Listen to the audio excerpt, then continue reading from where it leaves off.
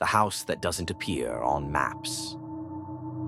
Four friends decided to spend their weekend in a secluded part of the woods, far from the chaos of the city. One of them had heard stories about an old house hidden deep in the forest that no one seemed to know about, and it wasn't marked on any map. Intrigued, they decided to visit and uncover the mystery behind it. They drove for hours down winding, unpaved roads, through rugged hills and dense trees. The air grew colder as they ventured deeper into the forest, and a strange feeling began to settle over them. The house, which had been their destination, was still nowhere in sight.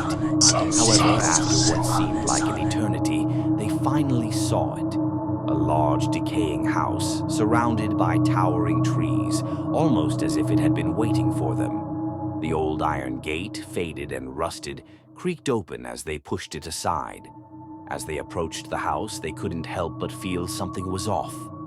Despite its apparent age, the house looked surprisingly well-maintained, almost as if someone had been caring for it recently. The moment they stepped onto the porch, the front door swung open on its own, beckoning them inside. They hesitated, but, curiosity pushing them forward, they stepped inside. As soon as they entered, the door slammed shut behind them with an eerie thud.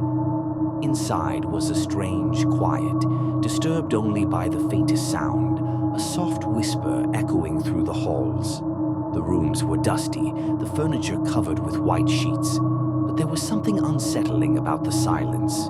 The air felt heavy, thick with a presence they couldn't see but could definitely feel. The group made their way through the dimly lit hallway, but it wasn't long before they heard the sound again.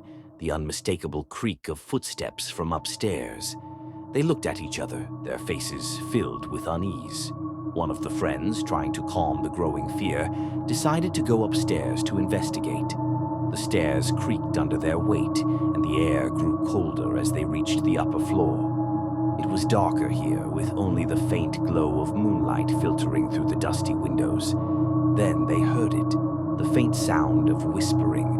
It seemed to come from behind a closed door. The friend reached for the doorknob, hesitated, and then slowly opened the door. Inside, they found a dusty old wardrobe. But what happened next was something none of them had expected. As the door of the wardrobe creaked open, the friend stumbled back, their face pale in shock. Inside the wardrobe, there were stacks of old papers, yellowed with age, covered in strange symbols. There were also old books, their pages filled with dark rituals and ancient texts. The symbols seemed to glow faintly, their meaning unclear but ominous. As they reached out to touch the papers, a heavy, oppressive force filled the room, as though the house itself was alive and pushing against them. Suddenly, one of the other friends rushed into the room, followed by the rest.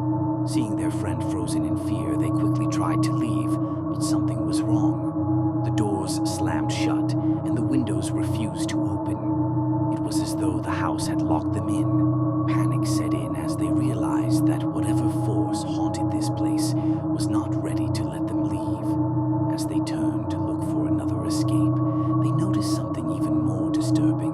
Written on the wall in the same strange symbols were warnings. Warnings that no one had ever been allowed to leave this place.